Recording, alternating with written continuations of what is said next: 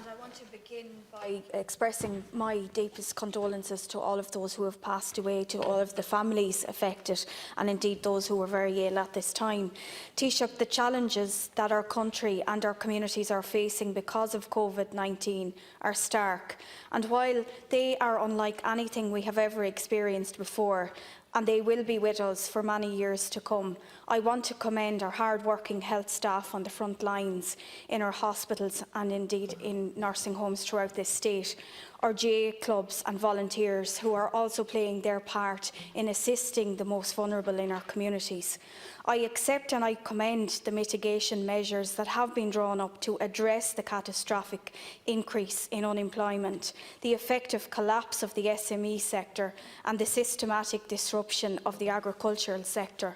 But that does not mean that the government has done everything right and got everything right, and that has to be pointed out, not to criticise but as part of a constructive engagement.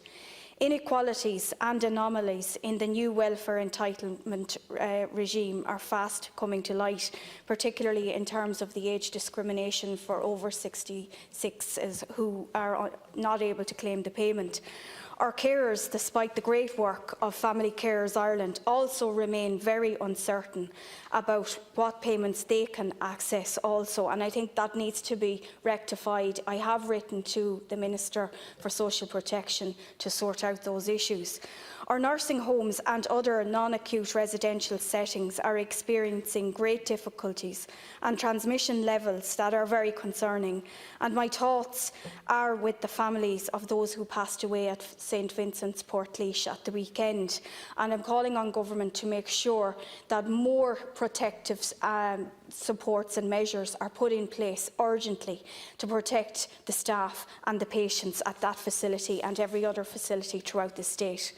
The emerging evidence from the long-term care policy network has highlighted the scale of the problems that we are facing in the sector. Shortages of PPE material or deliveries of unusable materials simply cannot go on. We must consider directing or mandating our production sector towards the delivery of PPE equipment. In the middle of this national crisis, the people of the Midlands are also facing major uncertainty around the future of Bord na Móna, and I have been contacted again by many workers and the timeline for the Just Transition strategy. All the problems we faced prior to the COVID-19 crisis remain: educational inequalities for children with disabilities, housing supply deficits, cuts to the CAP budget still need our sustained attention if they are to be effectively and fairly tackled. Whatever government takes shape in the weeks and months that lie ahead will need to keep all of these issues on the top priority list. Gurv Magat.